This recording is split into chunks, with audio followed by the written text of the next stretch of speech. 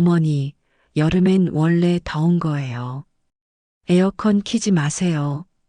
그 차가운 한마디에 평생을 바친 세월이 찜통 같은 집안에서 녹아내렸습니다. 자, 오늘도 말년의 지혜가 기구하고도 처절한 이야기 하나를 들고 왔습니다. 전기세 몇 푼 때문에 자식에게 버려져 사경을 헤매던 한 어머니. 하지만 그녀를 거둔 것은 사람이 아닌 집터의 주인이라 불리는 거대한 뱀이었습니다. 지금부터 그 지독하고도 통쾌한 복수의 서막을 함께 열어보겠습니다. 시작 전에 좋아요 한번 눌러주시면 올여름 건강하게 무사히 지나가는 행복이 기다릴 것입니다. 숨이 턱턱 막히는 여름이었습니다. 70평생을 이 시골집 터줏대감으로 살아왔지만 올해처럼 뼛속까지 녹여버릴 듯한 더위는 처음 겪는 듯 했습니다. 마당의 감나무 잎사귀마저 축 늘어져 항복을 선언했고 흙바닥에서는 아지랑이가 뱀처럼 피어올라 세상이 온통 일렁이는 것 같았습니다. 제 낡은 몸뚱이는 이미 땀으로 축축이 젖어 있었고 고혈압과 당뇨를 앓는 제게 이 열기는 그저 더위가 아니라 생존의 위협이었습니다. 아들의 사업이 망한 날을 저는 아직도 선명히 기억합니다. 20년간 성실하게 키워온 작은 공장이 하루아침에 무너져 내린 날, 아들 영철이는 제 앞에 엎드려 아이처럼 울었습니다. 엄마, 미안해요. 모든 게 다 날아갔어요. 그날 이후 빚더미에 앉은 아들 내외는 제 집으로 들어와 살게 되었습니다. 처음에는 괜찮았습니다. 가족이니까 어려울 때 서로 의지하는 게 당연하다고 생각했습니다. 하지만 며느리 지숙이의 변화는 생각보다 빨랐습니다. 가난에 대한 한이 뼈에 사무쳤던 아이는 경제적 어려움이 닥치자 날카로운 가시를 세우기 시작했습니다. 어머님, 전기세가 너무 많이 나와요. 요즘 같은 때에 에어컨을 그렇게 틀면 어떻게 해요? 처음 이 말을 들었을 때는 이해했습니다. 어려운 시기니까 절약해야 한다는 며느리의 마음을 모르는 바 아니었습니다. 하지만 점점 그 말투는 차갑게 변해갔고 제 숨통을 조여왔습니다. 5월부터 시작된 이상고온으로 집 안온도는 연일 30도를 웃돌았습니다. 아들은 제기를 위해 이곳저곳 돌아다니느라 집에 없는 시간이 많았고 이 찜통 같은 집에는 저와 며느리 둘만의 어색한 공기만이 맴돌았습니다. 저는 며느리의 눈치를 보며 에어컨을 끄고 낡은 선풍기만 틀었습니다.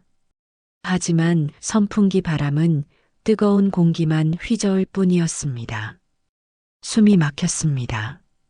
밤에는 더위로 잠을 이루지 못했고 낮에는 어지럼증이 잦아 벽을 짚고 서 있기 일쑤였습니다. 며느리가 외출할 때면 저는 몰래 에어컨을 틀었습니다. 단 몇 분이라도 시원한 공기를 마시고 싶었습니다. 그러다 며느리가 돌아올 시간이 되면 심장이 쿵쾅거렸습니다. 서둘러 에어컨을 끄고 리모컨을 찬물에 헹궈시키기까지 했습니다. 마치 큰 죄라도 저지르는 것처럼요. 어머님, 에어컨 트셨죠? 리모컨이 차갑네요. 어느 날 며느리의 날카로운 시선이 저를 꿰뚫었습니다. 저는 고개를 숙이고 변명했습니다. 미안하다. 너무 더워서 잠깐만 틀었어. 어머님, 우리 형편 아시잖아요. 전기세 한 달에 30만 원씩 나오는데 어떻게 감당해요? 아들의 사업 실패 이후 저는 큰 소리 칠 자격을 잃었다고 느꼈습니다. 내 아들이 가족을 제대로 부양하지 못하게 된 상황에서 며느리에게 뭐라 할 수 있겠습니까? 저는 그저 고개를 끄덕이고 참았습니다. 7월 말 기상청에서 폭염경보를 발령했습니다. 연일 38도를 넘나드는 기록적인 무더위였습니다. 뉴스에서는 온열 질환자가 급증하고 있다고, 특히 고령자들은 각별한 주의가 필요하다고 연신 떠들어댔습니다. 저는 더 이상 견딜 수 없었습니다. 머리가 지끈거리고 어지러웠습니다. 식욕도 없었고 물만 마셔도 속이 울렁거렸습니다.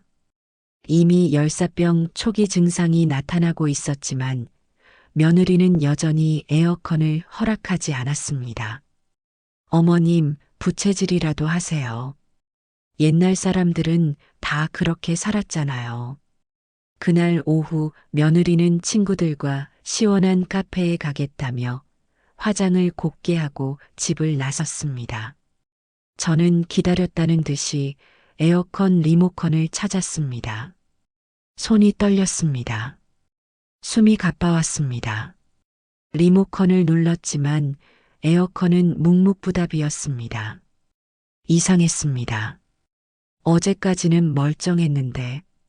저는 다시 한번 전원 버튼을 눌렀지만 여전히 반응이 없었습니다. 혹시 고장났나 싶어 다른 전자제품들을 확인해 봤는데 선풍기도 TV도 모두 꺼져 있었습니다. 전기가 나간 것이었습니다. 저는 비틀거리며 전기 차단기가 있는 현관 쪽으로 갔습니다. 평소에는 모두 위로 올라가 있던 차단기 스위치들이 모두 아래로 내려가 있었습니다. 이상했습니다. 정전이라면 이웃집도 마찬가지일 텐데 창밖으로 보이는 이웃집 마당의 전등은 환하게 켜져 있었습니다. 누군가 일부러 차단기를 내린 것이었습니다. 그 순간 제 머릿속에서 모든 조각이 맞춰졌습니다.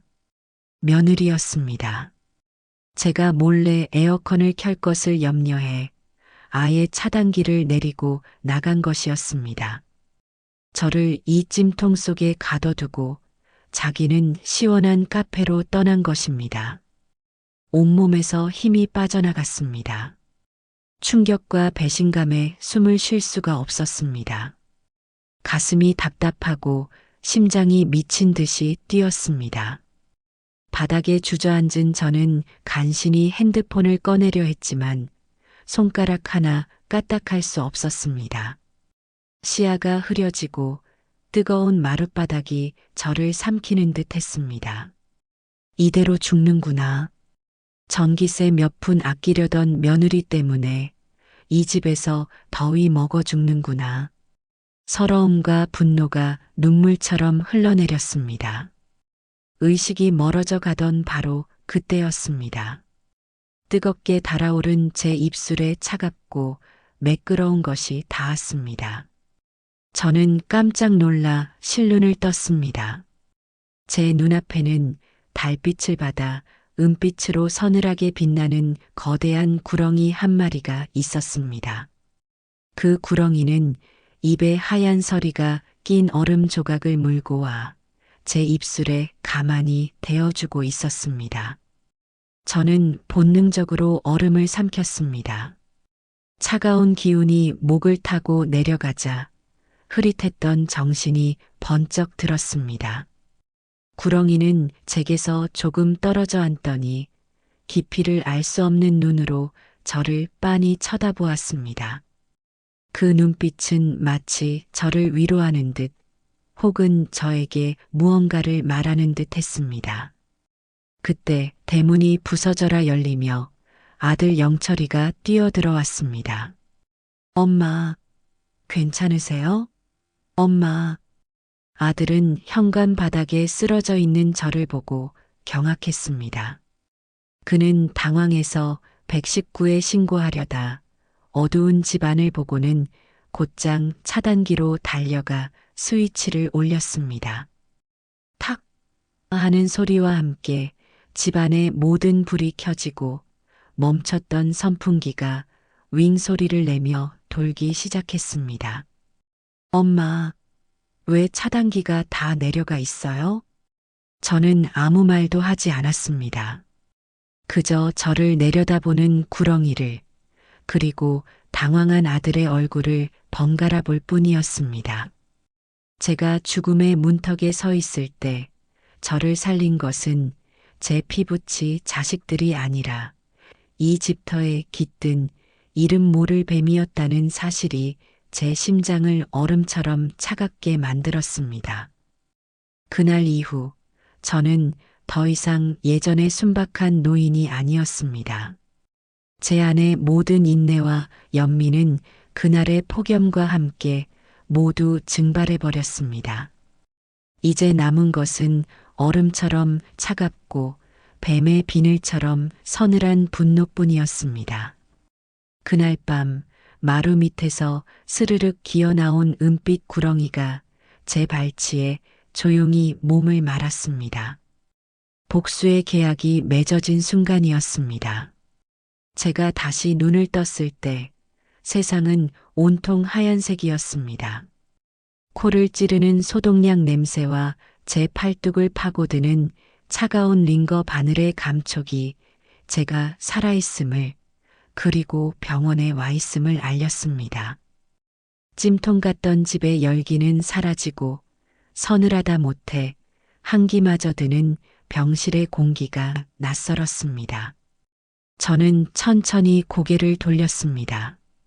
흐릿한 시야 속에서 저는 그 순간을 기억해내려 애썼습니다. 뜨거운 마룻바닥, 멎어버린 숨, 그리고 제 입술에 닿았던 차갑고 매끄러운 감촉. 얼음 조각을 물고 저를 내려다보던 그 은빛 구렁이.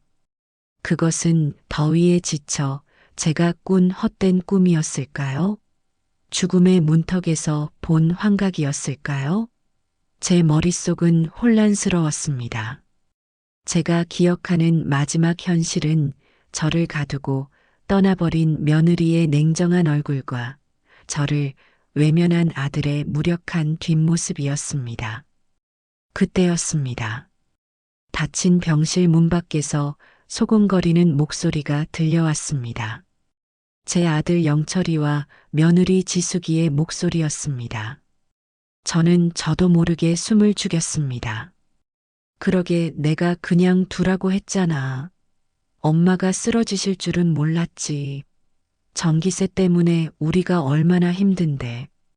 지숙이의 목소리였습니다.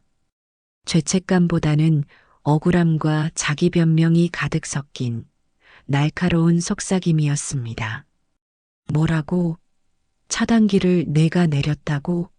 진짜 내가 그런 거야? 영철이의 목소리는 믿을 수 없다는 충격과 희미한 분노로 떨리고 있었습니다. 제 아들이 제 편을 들어주는 걸까요? 신락 같은 희망이 제 가슴을 스쳤습니다. 그럼 어떡해? 어머님이 자꾸 몰래 에어컨 트는 게 너무 화가 났단 말이야. 우리가 이렇게 아등바등 사는데 조금만 참으시면 되는 걸 자꾸 당신이 벌이가 시원찮으니까 내가 이렇게 악착같이 구는 거 아니야. 며느리의 마지막 말은 비수처럼 날아와 제 심장에 박혔습니다. 아들의 무능을 방패 삼아 자신의 악행을 정당화하는 그 뻔뻔함에 저는 할 말을 잃었습니다. 그리고 그 순간 제 머릿속의 모든 안개가 걷혔습니다. 그 구렁이는 환각이 아니었습니다. 저를 살린 것은 제 피부치 자식들이 아니라 이름 모를 미물, 그 뱀이었습니다. 저를 죽음으로 내몬 것은 폭염이 아니라 전기세 몇 푼에 제 목숨을 내던진 며느리의 이기심과 아들의 방관이었습니다. 제 뺨 위로 뜨거운 것이 흘러내렸습니다.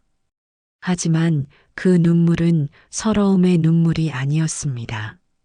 지난 수십 년간 자식을 위해 모든 것을 참고 인내했던 어리석은 박복래라는 여자를 떠나보내는 일종의 장례식과도 같은 눈물이었습니다.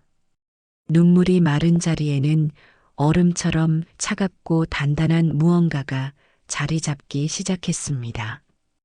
병실 문이 열리고 아들 내외가 들어왔습니다. 영철이의 얼굴은 죄책감으로 새하얗게 질려 있었고 지숙이는 애써 걱정스러운 표정을 지어 보였지만 그 눈빛 속에는 불안과 초조함이 역력했습니다. 엄마, 괜찮으세요? 의사 선생님이 조금만 늦었으면 정말 큰일 날 뻔했대요. 영철이가 제 손을 잡으며 말했습니다. 저는 그 손을 뿌리치지 않았습니다. 대신 아무것도 모르는 순진한 노인처럼 힘없이 눈을 깜빡이며 말했습니다. 내가 왜 여기에 있느냐, 집이 너무 덥더니만 정신이 없구나. 제 연기에 지숙이는 안도하는 기색이 역력했습니다. 제가 모든 것을 들었다고는 꿈에도 생각지 못하는 듯 했습니다. 어머님 놀라셨죠? 갑자기 정전이 돼서 저희도 얼마나 놀랐는지 몰라요. 이제 괜찮으세요? 천연덕스럽게 거짓말을 하는 며느리의 얼굴을 저는 가만히 들여다보았습니다. 예전 같았으면 그 위선에 가슴이 무너져 내렸겠지만 이제는 아니었습니다. 저는 마치 잔잔한 호수 위에 떠 있는 돌멩이를 보듯 아무런 감정 없이 그 얼굴을 관찰했습니다.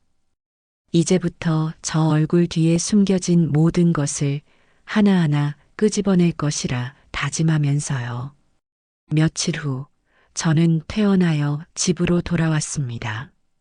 집으로 오는 차 안은 숨막히는 침묵으로 가득했습니다. 지숙이는 제 눈치를 보며 과할 정도로 친절을 베풀었고 영철이는 운전 내내 백미러로 저를 쳐다보면서도 끝내 입을 열지 못했습니다. 집은 예전과 같은 집이었지만 제게는 전혀 다른 공간으로 느껴졌습니다. 이곳은 더 이상 안식처가 아니었습니다. 제 존엄을 지키고 저를 기만한 자들을 심판해야 할 싸움터였습니다. 그날 밤 모두가 잠든 시간이었습니다. 저는 조용히 마루로 나갔습니다. 여름밤의 공기는 여전히 후덥지근했지만 제 마음은 얼음장처럼 차가웠습니다. 저는 마루 끝에 걸터 앉아 어둠이 내린 마당을 바라보았습니다. 그때였습니다.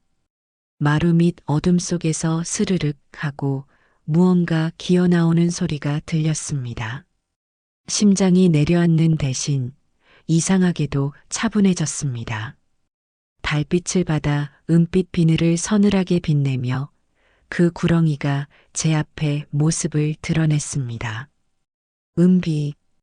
저는 마음속으로 그 뱀에게 이름을 붙여주었습니다. 은비는 저를 향해 위협적인 태도를 보이지 않았습니다. 그저 제 발치에 다가와 거대하고 우아한 몸을 또아리 틀고는 고개를 들어 저를 가만히 올려다보았습니다. 그 깊이를 알 수 없는 눈동자 속에서 저는 두려움이 아닌 기묘한 유대감을 느꼈습니다. 마치 오랜 세월을 함께한 동지를 만난 듯한 기분이었습니다. 저는 떨리는 손을 뻗어 은비의 머리를 향해 아주 천천히 다가갔습니다. 은비는 피하지 않았습니다.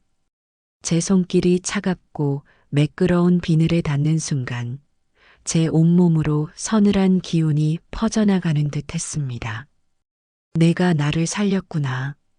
제 나지막한 목소리가 고요한 밤 공기 속으로 흩어졌습니다. 은비는 대답 대신 긴 혀를 날름거리며 제 손등을 가볍게 스쳤습니다. 그것은 마치 충성을 맹세하는 기사의 입맞춤 같기도 했고 모든 것을 알고 있다는 침묵의 동의 같기도 했습니다. 저는 은비의 머리를 쓰다듬으며 어둠에 잠긴 안방 쪽을 바라보았습니다. 저 안에는 저를 죽음의 문턱까지 몰고 간 원수들이 세상 모르고 잠들어 있었습니다. 복수는 이제 시작이었습니다.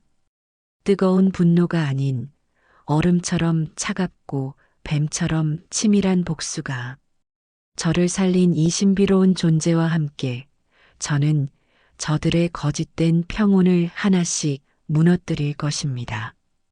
제 입가에 희미한 미소가 걸렸습니다.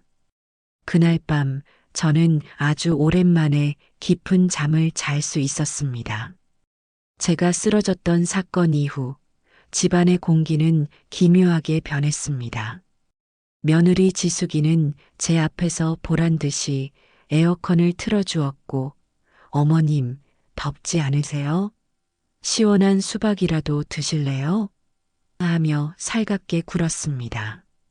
하지만 그 행동에는 진심 어린 걱정이 아닌 자신의 죄를 덮으려는 조급함과 저를 감시하려는 의도가 빤히 보였습니다. 마치 언제 터질지 모르는 폭탄을 끌어안고 전전긍긍하는 사람처럼 그녀는 제 모든 반응을 날카롭게 살폈습니다. 저는 아무것도 기억 못하는 늙은이처럼 행동했습니다. 아이고, 전기가 나가서 내가 놀랐나 보다 하며 어수룩하게 웃어 보이면 지숙이는 안도의 한숨을 내쉬곤 했습니다. 아들 영철이는 제 눈을 제대로 마주치지 못했습니다. 그는 아내의 악행과 자신의 방관 사이에서 길을 잃은 듯 보였습니다. 그 비겁한 침묵이 제 복수심을 더욱 단단하게 만들었습니다.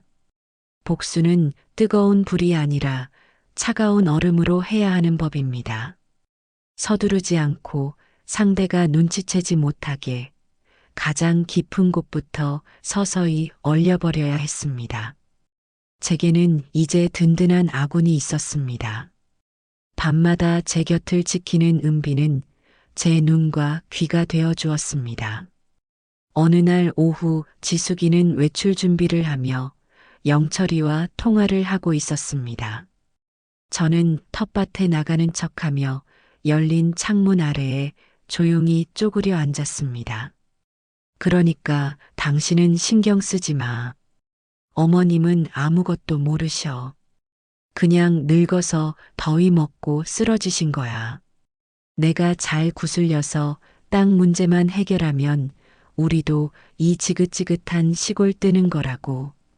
그녀의 목소리는 뱀처럼 차갑고 교활했습니다. 제 땅을 팔아 자신의 빚을 갚고 떠날 궁리. 그것이 그녀가 제게 베푸는 거짓 친절의 이유였습니다.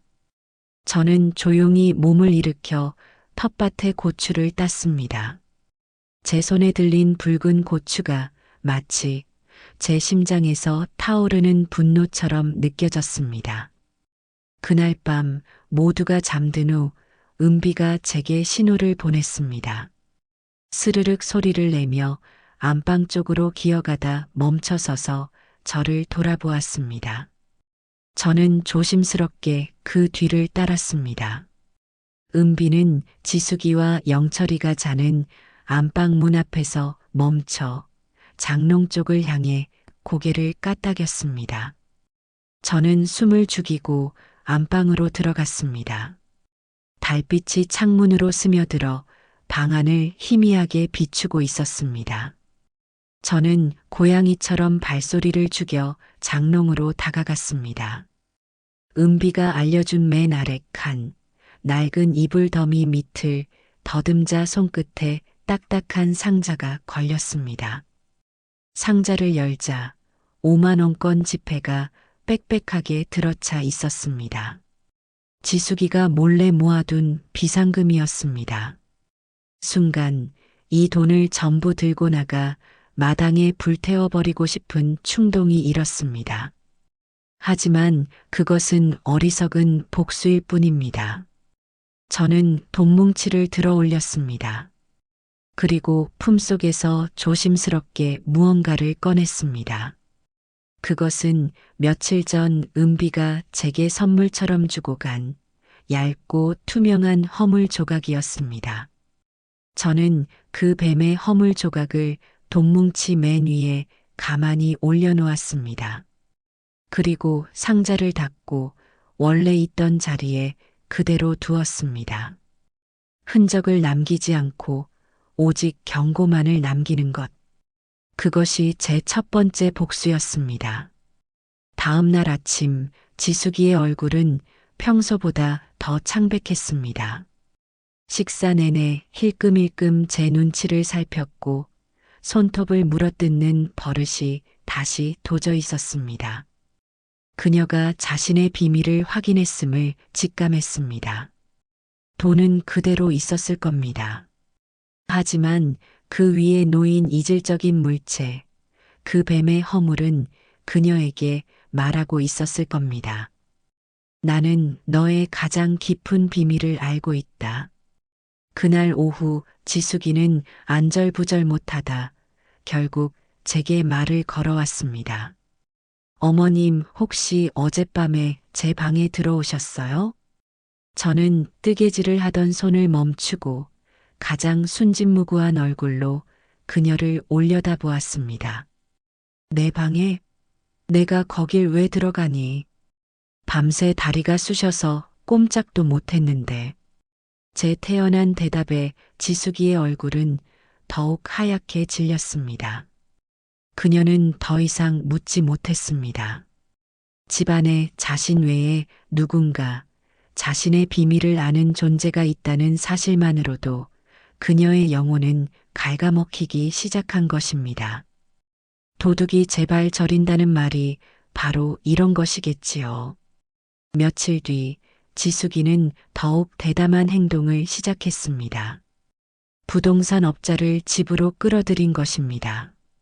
저는 마루에서 조는 척하며 그들의 대화를 엿들었습니다. 어머님이 연세도 있으시고 요즘 기억력도 오락가락하셔서 저희가 대신 땅을 좀 정리해 드리려고요. 지숙이는 기름진 얼굴의 사내에게 저를 팔아넘기고 있었습니다.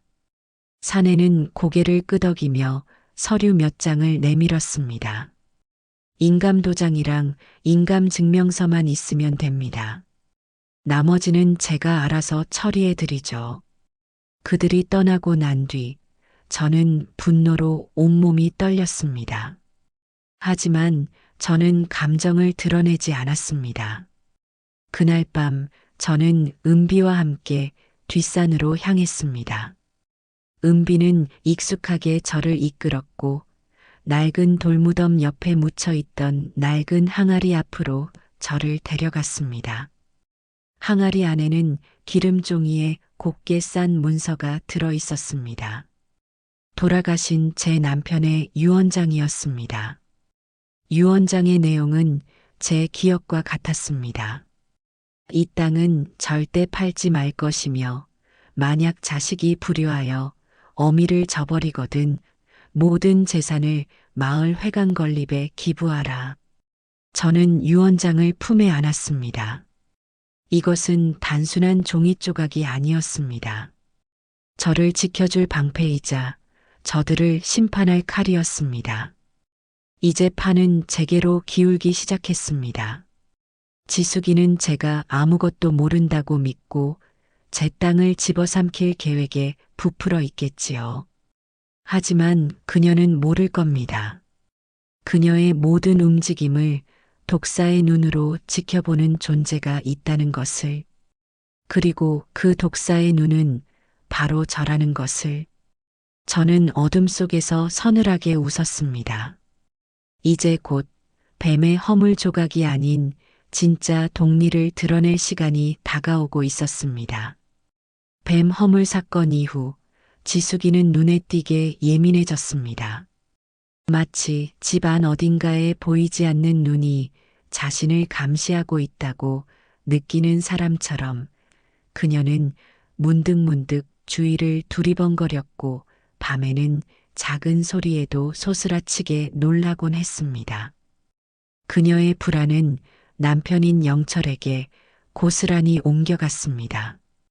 당신은 대체 뭐 하는 사람이야? 집안이 이렇게 어수선한데 신경도 안 써? 뭐가 어수선하다는 거야? 당신 요즘 왜 그렇게 날이 서 있어? 부엌에서 들려오는 부부의 다툼은 제게는 감미로운 음악과도 같았습니다.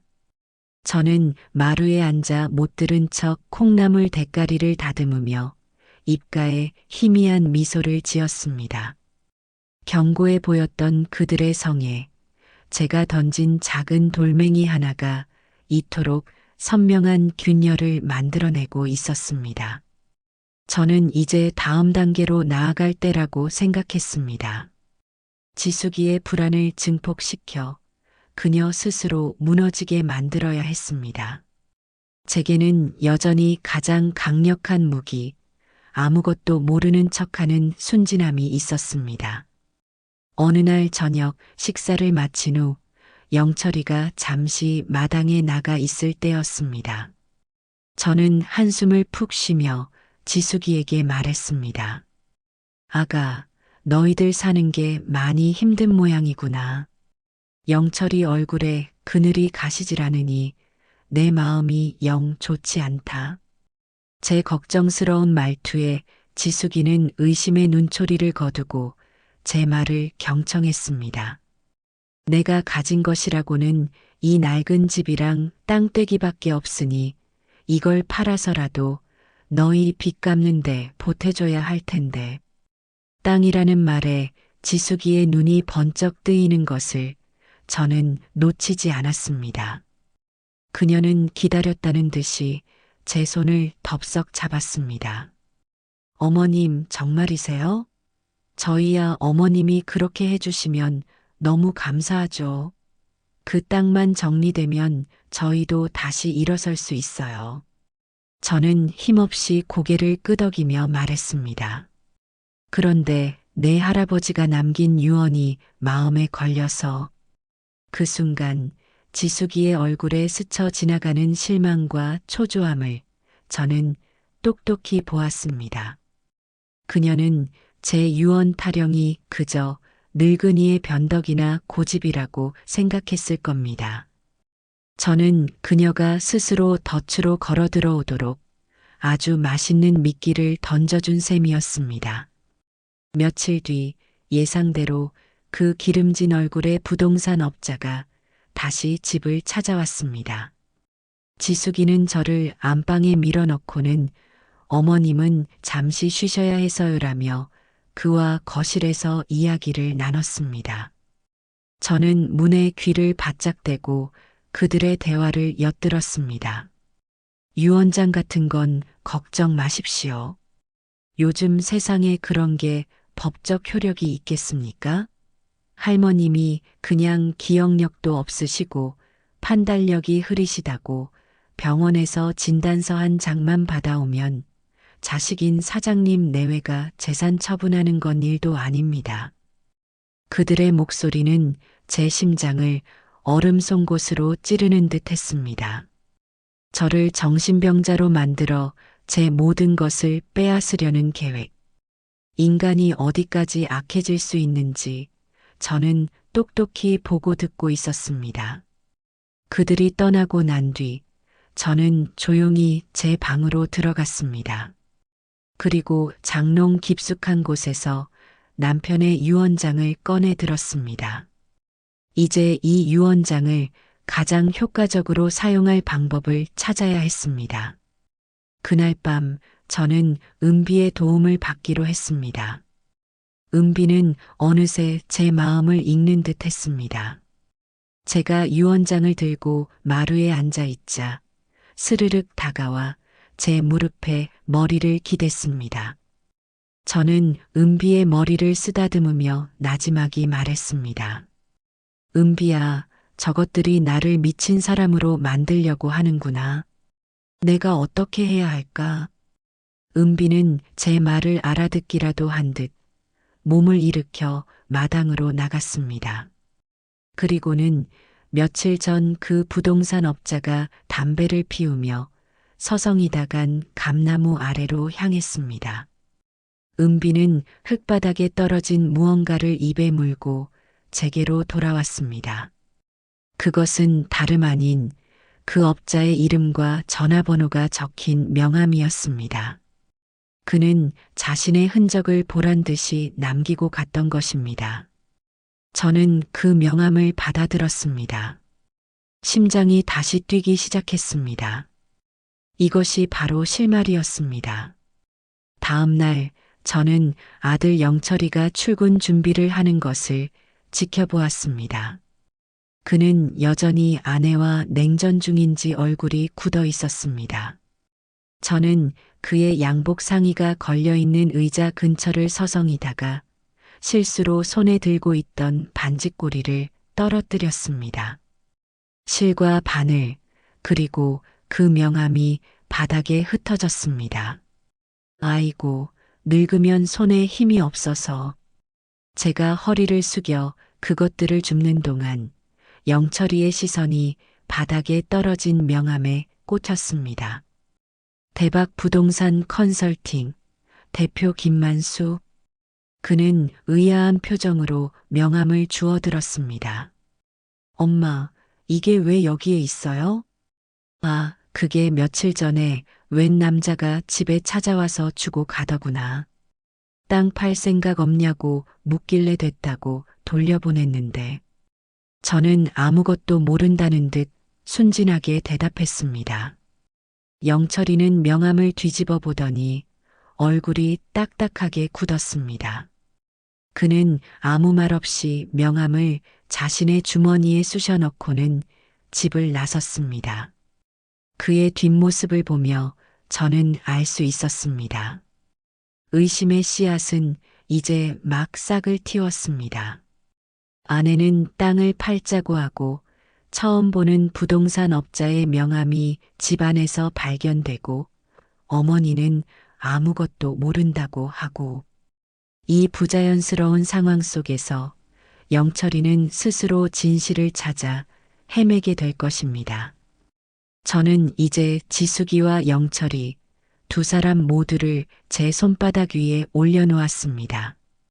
그들은 서로를 의심하고 미워하며 스스로 무너져 내릴 것입니다. 저는 그저 가만히 앉아 그들이 발버둥 치는 모습을 지켜보기만 하면 됩니다. 마루 밑 어둠 속에서 은비의 서늘한 눈동자가 만족스럽게 빛나고 있었습니다. 균열은 시작되었고 이제 곧 모든 것이 무너져 내릴 시간이 다가오고 있었습니다.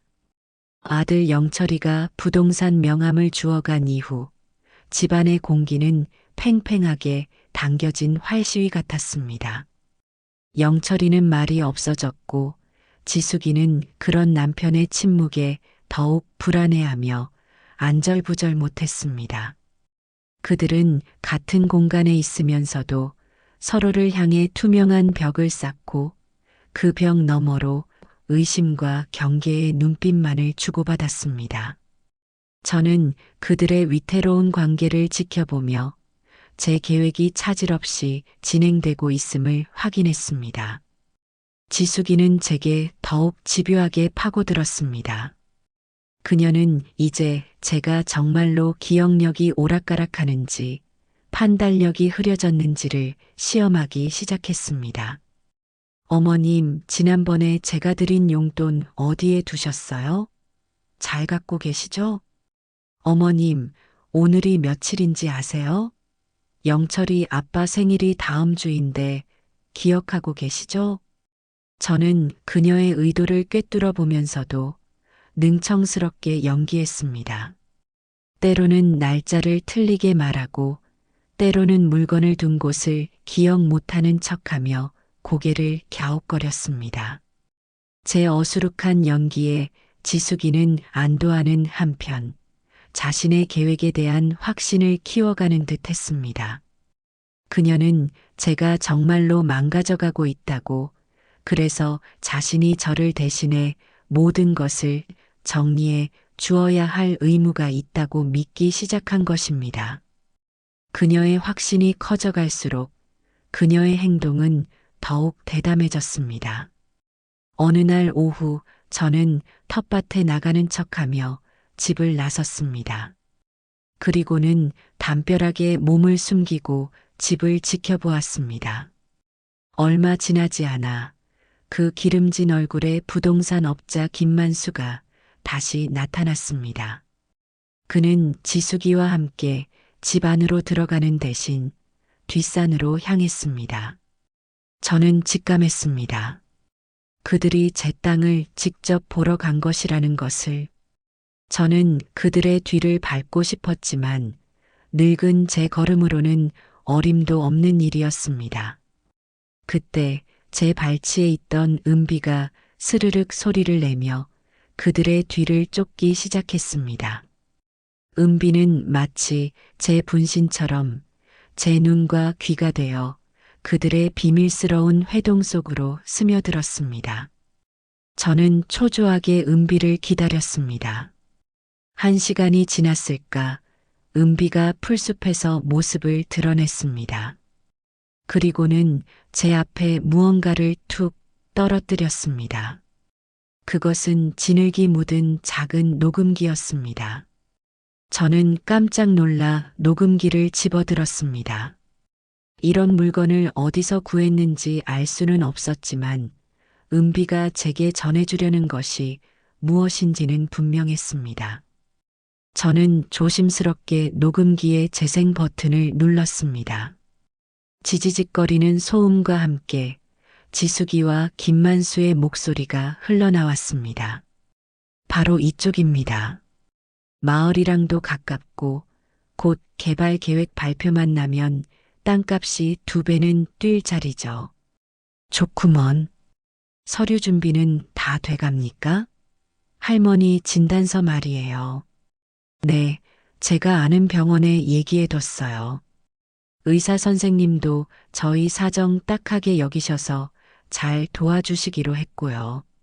며칠 안에 나올 겁니다. 그땐 이 땅도 저 할망구도 다 제 손 안에 있는 거죠.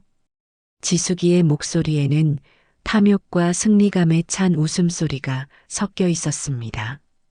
저를 정신병원에 보내고 의사와 짜고 거짓 진단서를 떼어 제 땅을 빼앗으려는 계획. 그 추악한 진실이 녹음기에서 흘러나오고 있었습니다. 저는 분노로 온몸이 떨렸지만 동시에 심장이 차갑게 식는 것을 느꼈습니다.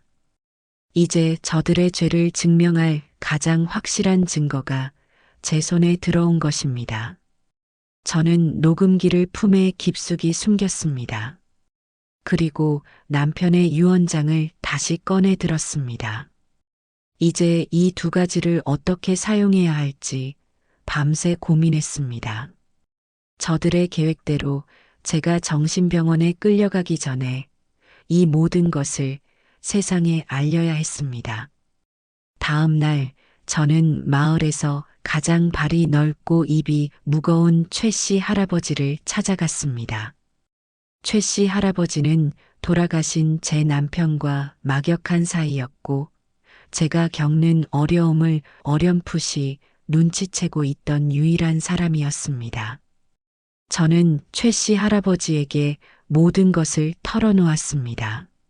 며느리가 차단기를 내렸던 일부터 저를 정신병자로 만들려는 계획까지, 그리고 마지막으로 남편의 유언장과 어젯밤에 얻은 녹음기를 보여드렸습니다.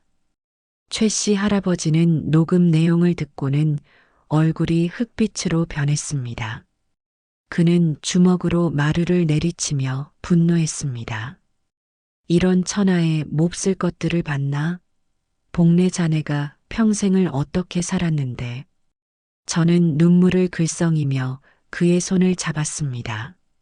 할아버지, 제가 힘이 없어서 그래요. 저 혼자서는 저것들을 당해낼 수가 없어요. 도와주세요. 최 씨 할아버지는 제 손을 마주 잡으며 굳은 표정으로 말했습니다. 걱정 말게.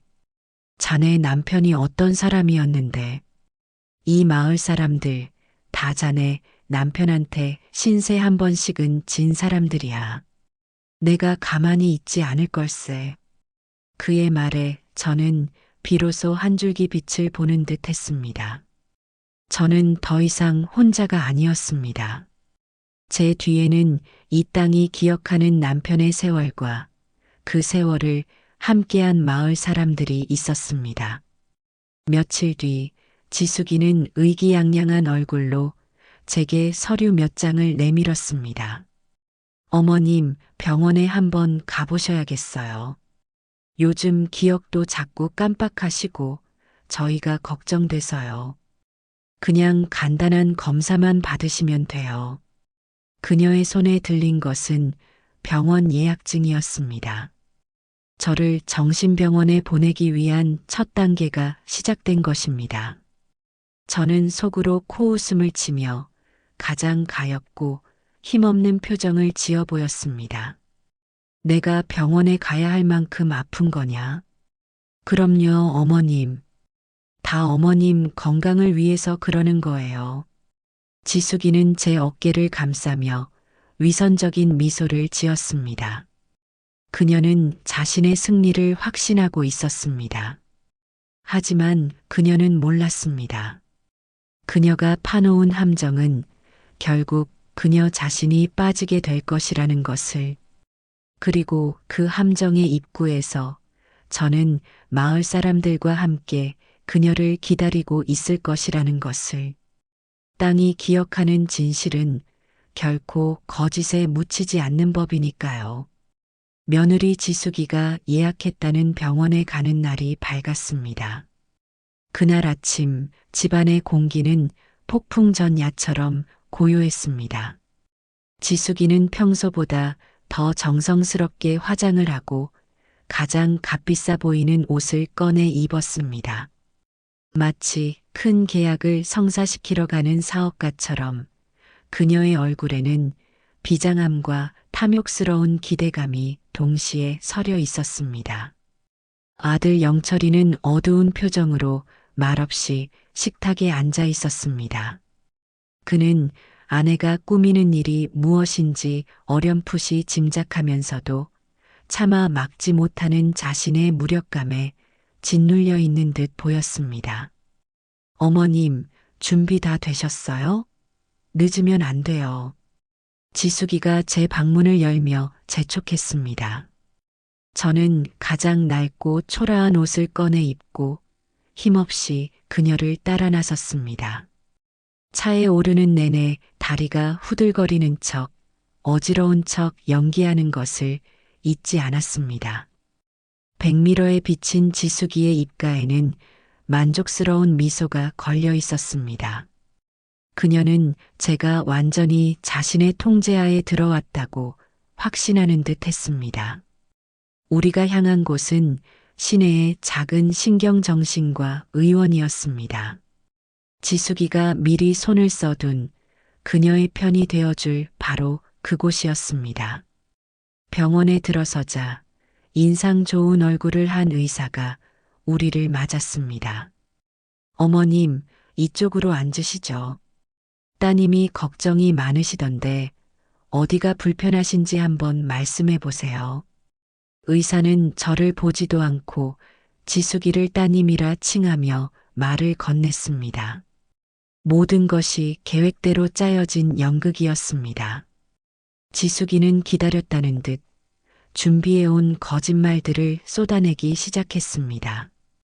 선생님, 저희 어머님이 요즘 자꾸 헛것을 보세요.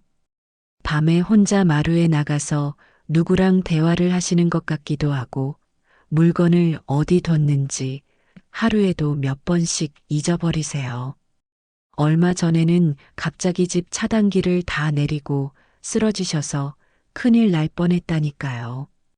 그녀의 능숙한 거짓말에 의사는 심각한 표정으로 고개를 끄덕이며 제게 물었습니다. 어머님, 정말 그러세요? 요즘 기억이 잘 안 나시고요? 저는 대답 대신 가장 혼란스럽고 두려운 표정을 지어 보였습니다. 그리고는 떨리는 목소리로 말했습니다. 나는 잘 모르겠어요.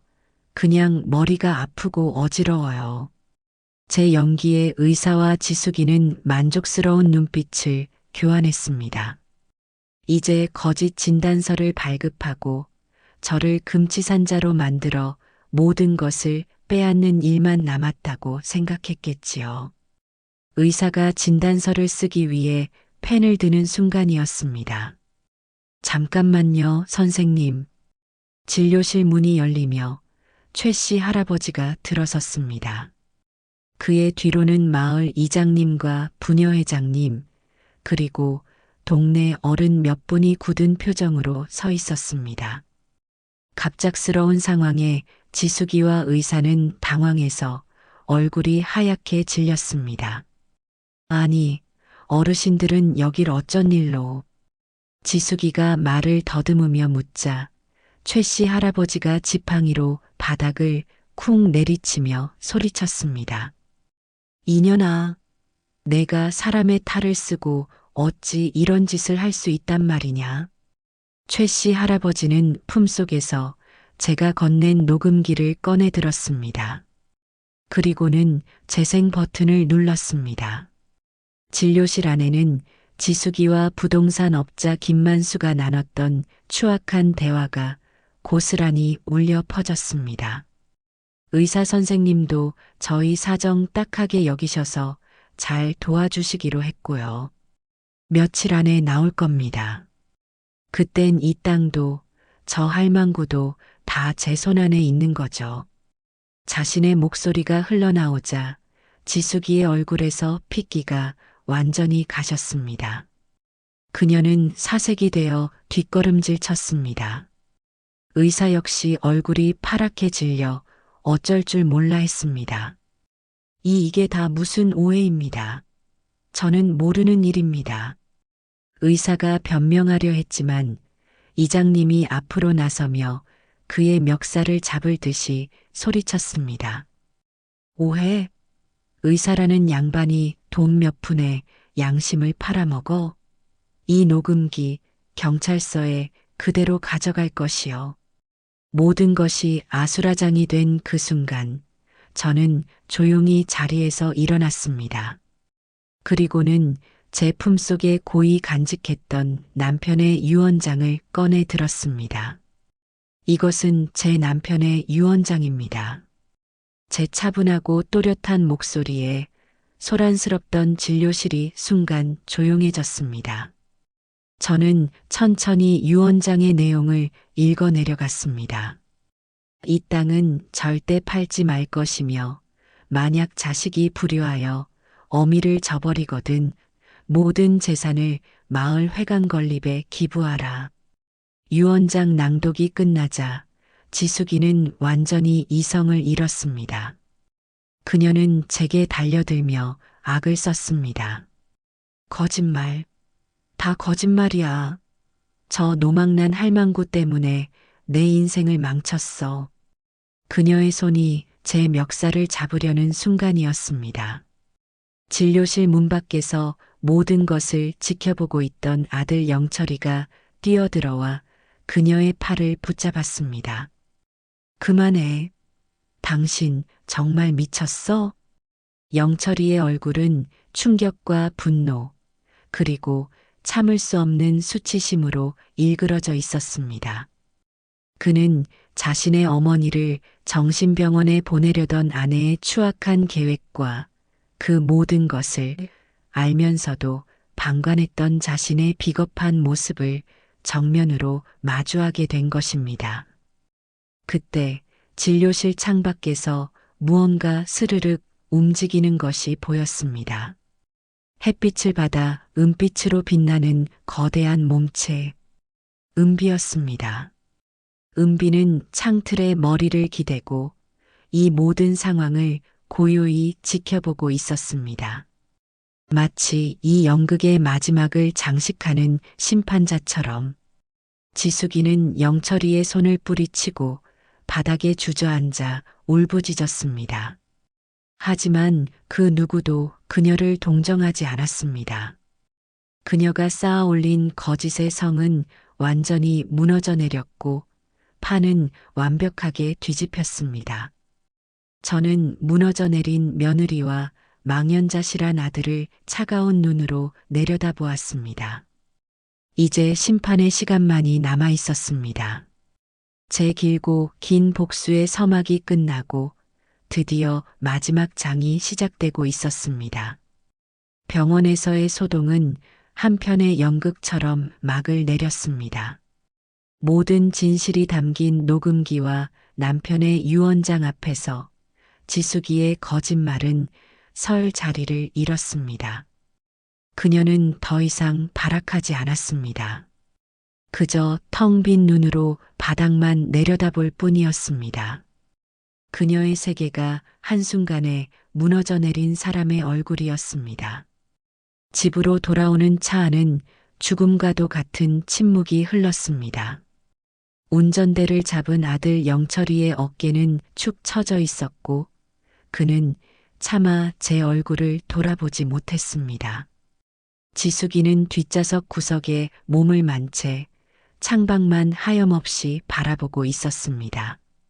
저는 그들의 모습을 보며 아무 말도 하지 않았습니다. 이제 와서 위로나 질책은 아무런 의미가 없었습니다.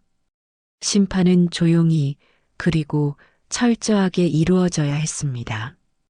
집에 도착하자마자 영철이는 제 앞에 무릎을 꿇었습니다. 그의 커다란 몸집이 한없이 작아 보였습니다.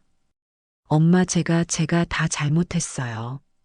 제가 못나서 아내 하나 제대로 건사 못하고 엄마 고생하시는 것도 모른 척 했어요. 정말 죄송합니다. 죽을 죄를 지었습니다. 그는 어린아이처럼 엉엉 울며 제 바짓가랑이를 붙잡았습니다. 그의 눈물에는 분명 진심이 담겨 있었습니다. 하지만 제 마음은 움직이지 않았습니다. 이미 너무 많은 상처를 받았고 너무 늦어버렸습니다. 그의 눈물은 저를 위한 것이 아니라 모든 것을 잃게 된 자신을 위한 회한의 눈물이라는 것을 저는 알고 있었습니다. 저는 차가운 눈으로 무릎 꿇은 아들을 내려다보며 말했습니다. 일어나거라. 내가 정말로 잘못했다고 생각한다면 내가 저지른 일들을 내 손으로 직접 수습하거라. 제 목소리는 저 자신도 놀랄 만큼 냉정하고 단호했습니다. 영철이는 제 말의 의미를 알아들은 듯 고개를 떨군 채 자리에서 일어났습니다. 그리고는 굳은 표정으로 지숙이가 있는 안방으로 향했습니다. 잠시 후 방 안에서 두 사람의 고성이 터져 나왔습니다. 당신 정말 이럴 거야? 내가 누구 때문에 이렇게까지 했는데. 닥쳐. 당신 때문에 엄마가 돌아가실 뻔했어. 당신은 더 이상 내 아내도 이 집 사람도 아니야. 당장 짐 싸서 나가. 저는 마루에 앉아 그들의 싸움을 무심하게 들었습니다. 한때는 가족이었던 그들의 관계가 산산조각 나는 소리였습니다. 저는 그 소리를 들으며 지난 여름 저를 덮쳤던 지독한 폭염을 떠올렸습니다. 그 폭염 속에서 저는 죽어가고 있었지만 동시에 다시 태어나고 있었습니다. 다음 날 아침 지숙이는 밤새 싼 짐 가방을 들고 집을 나섰습니다. 그녀는 떠나는 순간까지 제게 아무 말도 하지 않았습니다. 그저 원망과 증오가 가득 담긴 눈으로 저를 한번 쏘아보고는 말없이 대문 밖으로 사라졌습니다. 그녀의 뒷모습을 보며 저는 어떤 감정도 느끼지 못했습니다. 그저 제 삶에서 커다란 종양 덩어리 하나가 떨어져 나간 듯 후련할 뿐이었습니다. 지숙이가 떠나고 난 뒤 저는 곧바로 변호사를 선임했습니다. 최 씨 할아버지가 아는 사람이라며 소개해준 젊고 똑 부러지는 변호사였습니다. 저는 그에게 그동안 있었던 모든 일을 털어놓았습니다. 차단기 사건, 병원에서의 일, 그리고 녹음 파일까지. 변호사는 제 이야기를 듣고는 붕괴하며 지숙이를 상대로 접근금지 신청은 물론 존속학대 및 재산권 침해, 미수에 대한 법적 절차를 밟겠다고 했습니다. 어머님, 절대 합의해 주시면 안 됩니다. 이런 사람은 법의 심판을 제대로 받게 해야 합니다. 저는 그의 말에 조용히 고개를 끄덕였습니다. 용서는 신의 영역일지 모르나 심판은 인간의 몫이었습니다. 그리고 저는 남편의 유언을 실행에 옮겼습니다. 마을 이장님과 어른들을 모시고 제 땅의 절반을 마을 회관 건립부지로 기부하겠다는 뜻을 밝혔습니다. 소식을 들은 마을 사람들은 모두 자기 일처럼 기뻐하며 제 손을 잡고 고마워했습니다. 마을은 며칠 동안 잔치 분위기였습니다. 이 모든 일이 진행되는 동안 영철이는 묵묵히 제 곁을 지켰습니다. 그는 죄인처럼 고개를 숙이고 제가 시키는 일이라면 무엇이든 했습니다. 밭일을 돕고 집안을 청소하고 제 식사를 챙겼습니다.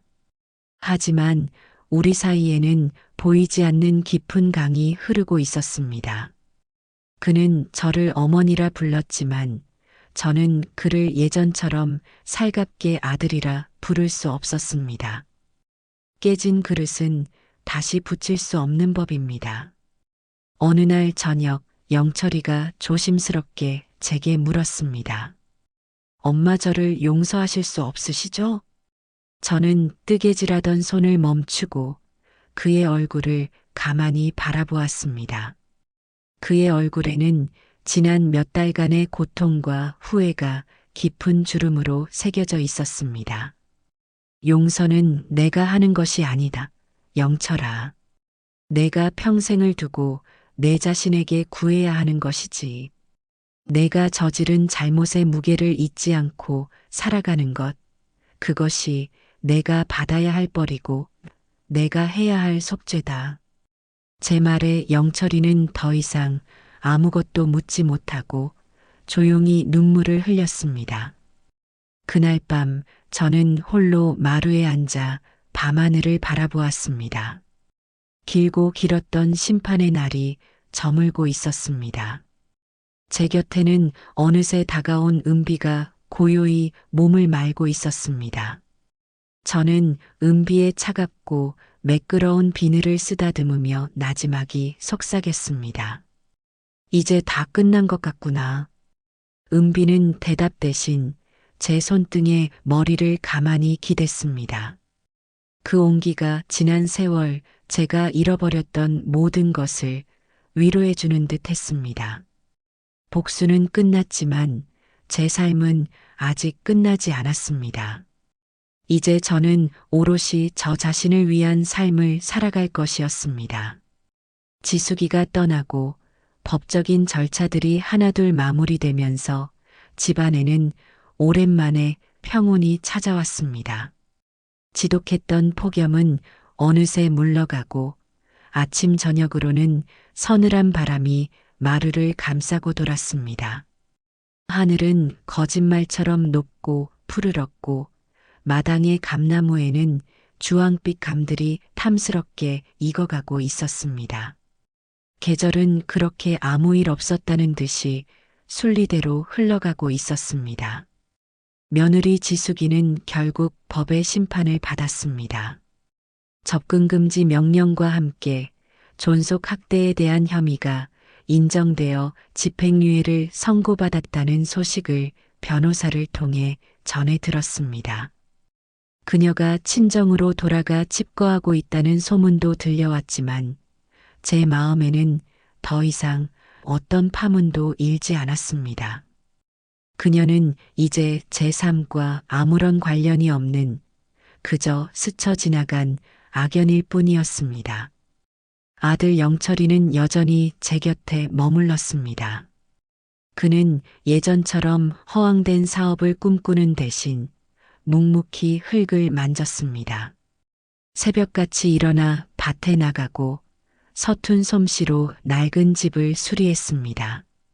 그의 손은 흙과 기름때로 거칠어졌고 햇볕에 그을린 얼굴에는 예전의 허세와 불안 대신 말없는 성실함이 자리 잡기 시작했습니다.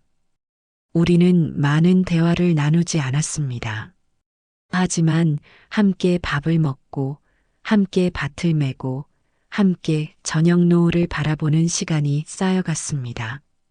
그 침묵 속에서 저는 아주 조금씩 그를 다시 받아들이고 있었습니다. 깨진 그릇을 다시 붙일 수는 없겠지만 그 조각들을 모아 새로운 그릇을 빚을 수는 있을지도 모른다고 생각했습니다. 용서는 아니었지만 그것은 어쩌면 이해에 가까운 감정이었을 겁니다. 어느 날 오후 영철이가 땀을 뻘뻘 흘리며 제게 다가왔습니다. 엄마, 이것 좀 보세요. 그의 손에는 작고 낡은 에어컨 실외기가 들려 있었습니다. 제가 쓰러지던 그날 이후 쳐다보기도 싫어 방치해 두었던 바로 그 물건이었습니다. 이거 제가 한번 고쳐보려고요. 부품 몇 개만 갈면 아직 쓸만할 것 같아요. 내년 여름에는 엄마 더위 때문에 고생하시는 일 없게 해드릴게요. 그의 말에 저는 아무 대답도 하지 않고 그저 그의 얼굴을 가만히 바라보았습니다. 그의 눈빛에는 서툴지만 진심 어린 속죄의 마음이 담겨 있었습니다. 저는 고개를 돌려 마당 한편을 바라보았습니다. 그곳에는 제가 기증한 땅에 새로 지어질 마을 회관의 털을 닦는 인부들의 모습이 보였습니다. 제 것을 빼앗으려던 탐욕의 공간이 이제는 마을 사람 모두를 위한 나눔의 공간으로 다시 태어나고 있었습니다. 그날 밤 저는 오랜만에 깊은 잠을 잤습니다. 꿈속에서 저는 다시 그 지독했던 여름날의 마루에 누워 있었습니다.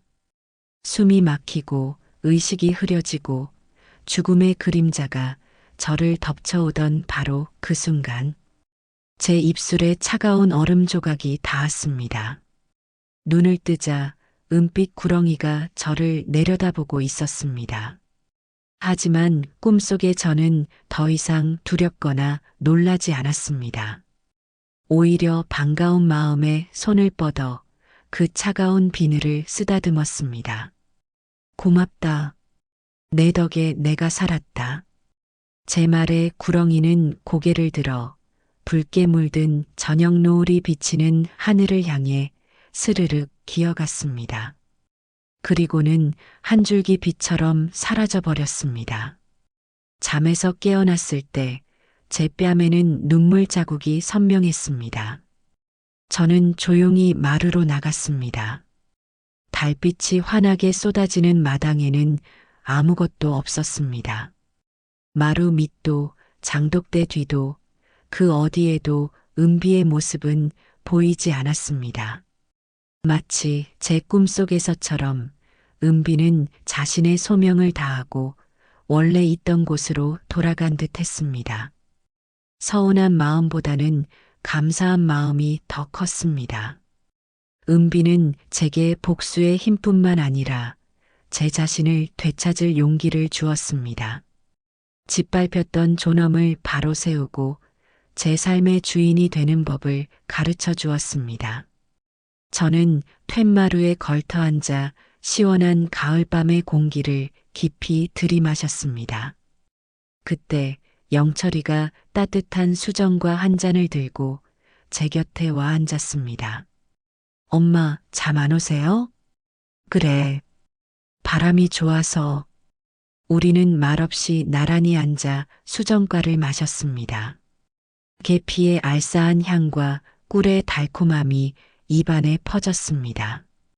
영철이가 나지막이 말했습니다. 엄마, 고맙습니다. 그리고 죄송합니다. 저는 대답 대신 그의 어깨를 가만히 두드려 주었습니다. 그것으로 충분했습니다. 더 이상의 말은 필요 없었습니다. 제 길고 길었던 복수는 끝났습니다.